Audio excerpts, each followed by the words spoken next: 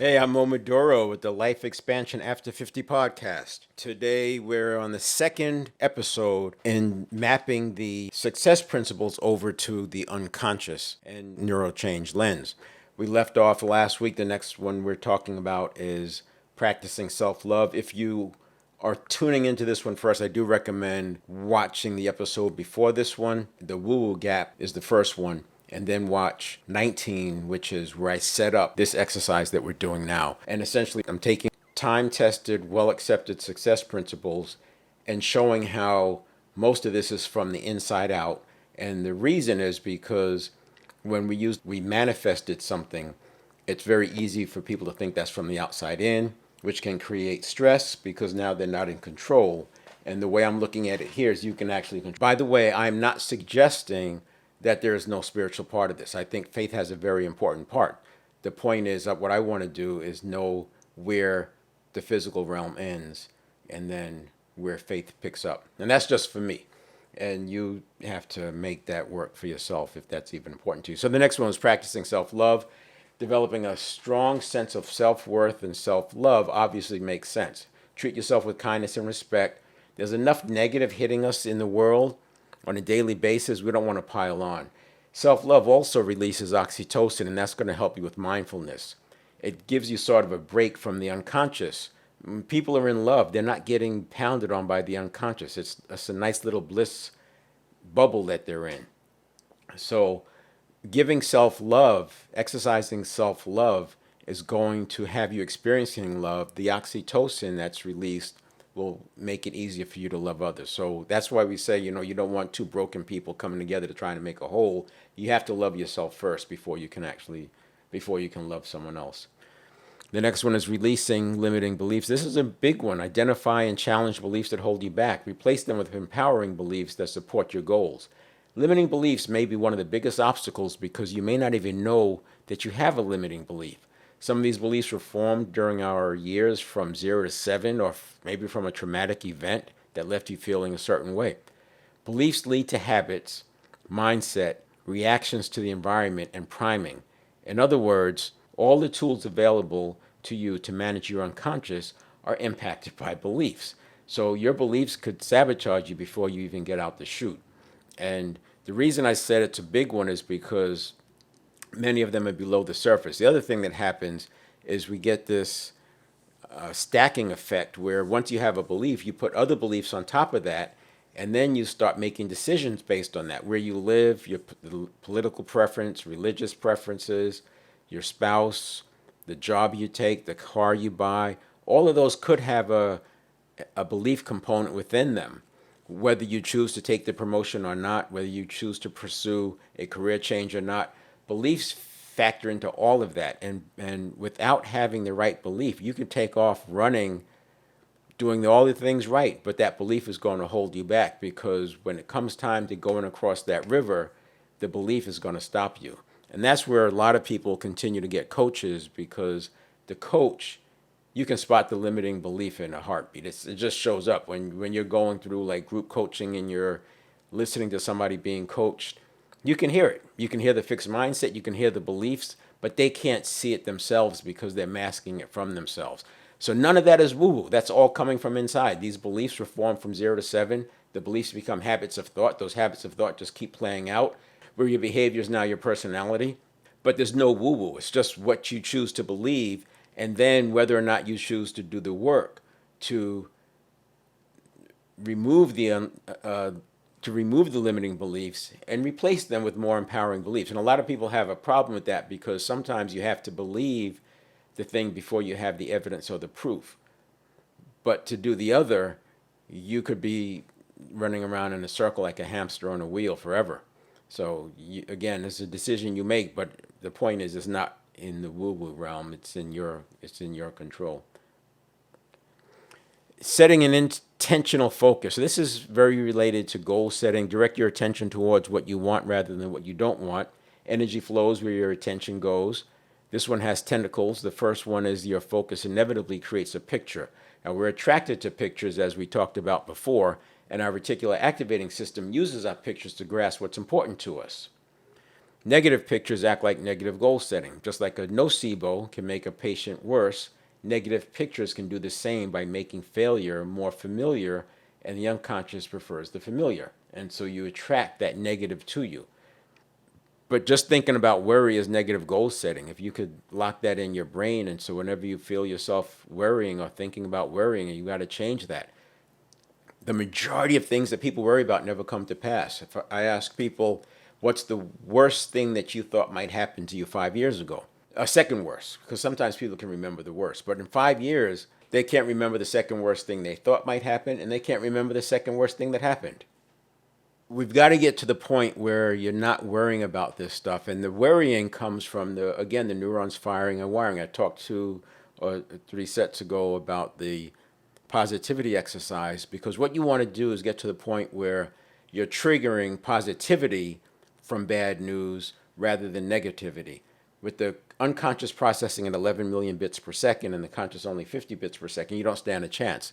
As soon as the idea hits the unconscious, which is well before the 0.2 of a second reaction time, those neurons are off and running with a negative view of it. Stay persistent. Back to the growth mindset, back to watching a baby learn to walk. Stay committed to your goals, even in the face of setbacks or challenges. Persistence is key. Looked at cognitively, a setback can look like failure, but looked at through the lens of deep practice to create strong neural pathways, you see setbacks as simply part of the process. I talked about it a little bit with the kids learning to do a skateboard trick. You just have to look at it as part of the process. 95% of our lives is run by the unconscious, so why should we leave that to chance? Think neural pathways, trillions of them, and you'll see the world differently.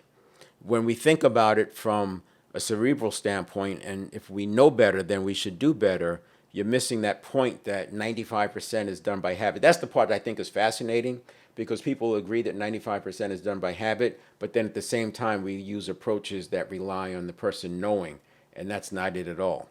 Knowing is just awareness. Now we've got to get it into the nervous system. Take aligned action. Take steps towards your goals. Action combined with positive intention accelerates your progress. Now, I learned decades ago that it's easier to act yourself into a new way of feeling than it is to feel yourself into a new way of acting. Most people have experienced this when going on a run or maybe going to the gym. You don't want to go, but you know if you just get there, you're good. Now, with that, there are 2 or 3 things at play with the unconscious. The unconscious resists the unfamiliar, so before you start, you feel resistance naturally, especially if you're just starting to get back to the gym and haven't been going for a while. The unconscious also acts out of patterns, so once you get going, the neurons associated with the action jump in. It's sort of like a reset that happens. Now, if you go back to the hunter-gatherer, when they walked through from, say, the forest or the tree line out into the open field, it was open, they had to look around. So we still have that wiring in our brain. If you go through a doorway, your brain starts looking around. What's new here? What's different? Go outside. That's why going outside, just taking a walk when you're stuck, will do wonders, because now you're looking around and you're seeing what's different, and you shut down the unconscious chatter for a moment. So by going out the door and into the gym, you've got these new environments, this like pattern interrupts. Literally, it's a pattern interrupt just by getting up and going out. So there's a lot to be said with that. But again, it's no woo-woo. I don't think that there's any question about that. When it comes to transformation, something I've observed with clients is that they resist and get stuck under the line when they're under the line. But if I can get them to go through the line, it's as if the turbochargers kick in. Once they get through the line, it's almost like the execution neurons come in and then they start helping out. I can also look at it as critical mass. Whatever it is, consider resistant neurons before you start, and consider it to be resistant neurons before you start and sympathetic neurons after you begin or after you get through the hard part. You know, a lot of times speakers will tell you, people who speak regularly will tell you that they're still nervous. And I learned 40 years ago that instead of feeling the nervousness, you have butterflies in your stomach. The idea is to get the butterflies flying in formation, because even the world-class athletes have that anxiety before they or in the field. And you have to push through it. Steve Harvey talks about that too. So don't think that you're not ready yet because you have anxiety or nervousness. You do, but you have to keep taking those steps. And that's a good example of once you get on stage and you get the first few words out of you. By the way, a tip there is when I was teaching public speaking, you always memorize and practice over and over and over your opening line. You don't want to screw up your opening line, and you don't want to be reading it. You want to be looking at the audience. Know your opening line cold, because that's the most nervous part. And once you get that out of the way, it's like the success neurons kick in, and then you're home free. So it's very similar to that. If you can enter the moment with no thoughts of anxiety about the future or regrets about the past, and your mind is clear, you can create with all the power that you have. And that's what happens when you do it the way we're talking about now. I mentioned the present moment, the powerful present moment is the consciousness, mind, and thought. When you have them all pure, you can enter that moment with no thoughts of anxiety about the future, regrets about the past, nothing there. The mind is clear, the problem-solving mechanism is there, and you have access to all the information that's available to you. You can create power from that space. Alternatively, if you're saddled with anxiety, fear, and worry, any plans you create in those moments will be plans for lack, because you can't see the greatness. I know a coach who won't even work with a client until they make their goal adequately bodacious. It's as though small goals don't clear the decks. They don't rise to the one thing that I do. And that's what that's about. So the next one is practicing mindfulness. A lot is said about mindfulness. I almost think that mindfulness is thrown around too much like growth mindset. There are a lot of people who think they have a growth mindset, and they really don't, or they may have a growth mindset in one area but not in another.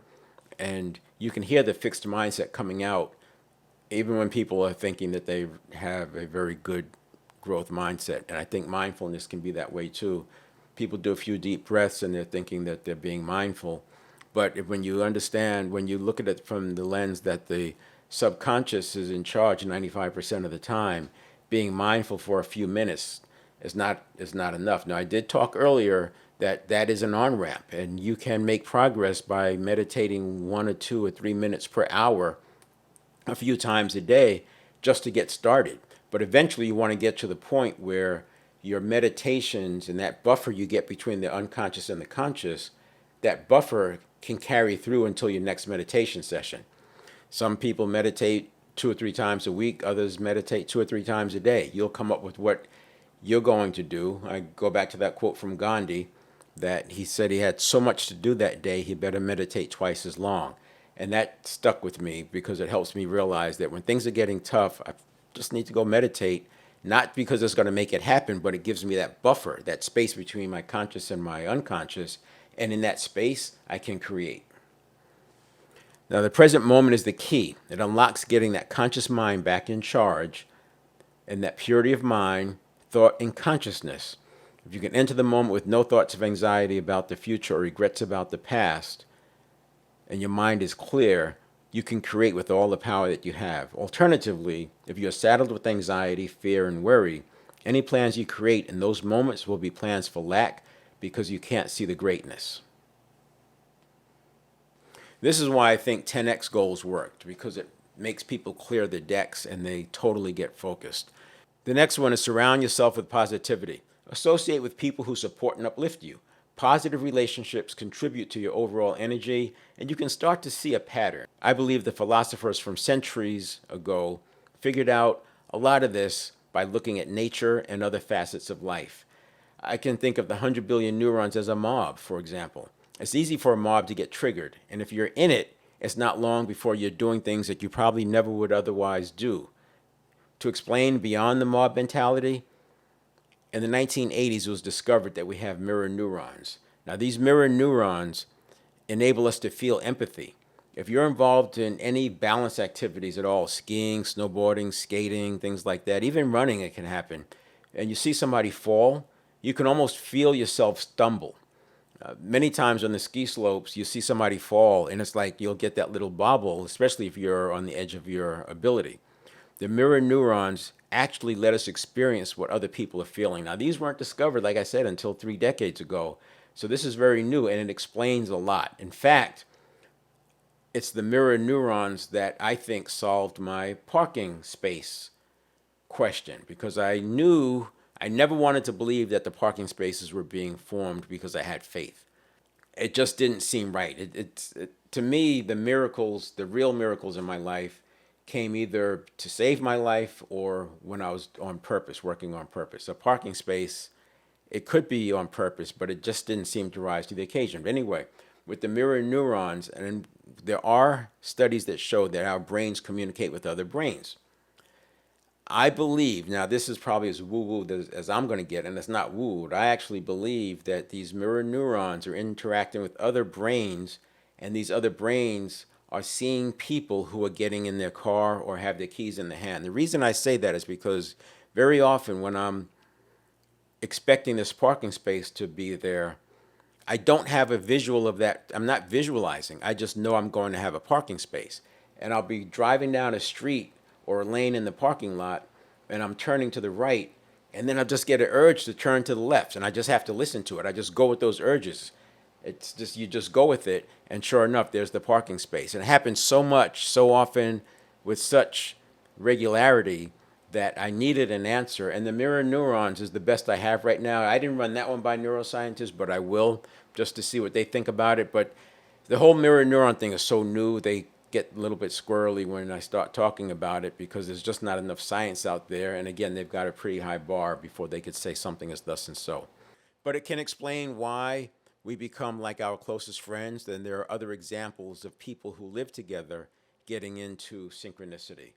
So I'm going to leave it there. The next time we'll get into using gratitude journaling. Journaling is a big success principle. I'll go through a little bit faster now that we have the rhythm, and you can see that I'm unpacking a lot of this. And it's not rocket science.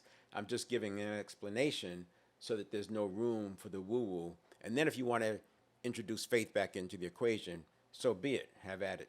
All right, so that's it. We'll talk to you next time.